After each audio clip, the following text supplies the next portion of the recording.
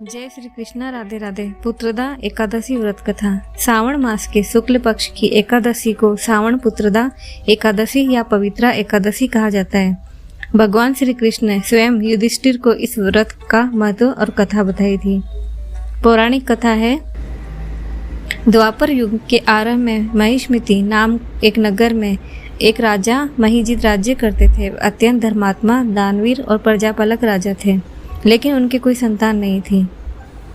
राजा महिजीत को हमेशा दुख सताता था कि बिना पुत्र के इहलोक और परलोक दोनों में मुक्ति नहीं मिल सकती। उन्होंने अपनी प्रजा और विद्वान ब्राह्मणों से कहा कि उन्होंने कभी कोई अधर्म नहीं किया है, फिर भी निसंतान क्यों हैं।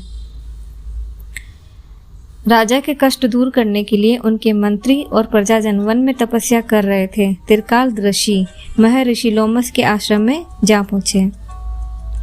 महर्षि लोमस ने अपने ध्यान में देखकर बताया कि राजा महिजीत पूर्व जन्म में एक अत्यंत निर्धन और क्रूर वेश्य थे।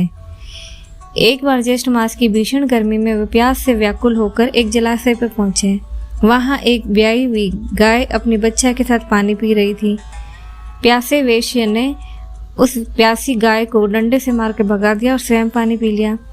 उसी पाप के कारण वे इस जन्म में संतान सुख से वंचित थे। हालांकि उनके अन्य पुण्य के कारण उन्हें राजा का पद प्राप्त हुआ।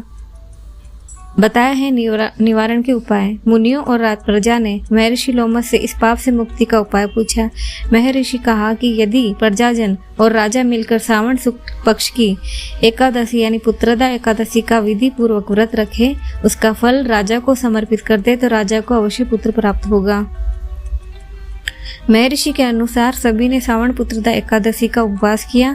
द्वादशी का उसका सारा पुण्य राजा महिजीत को अर्पित कर दिया।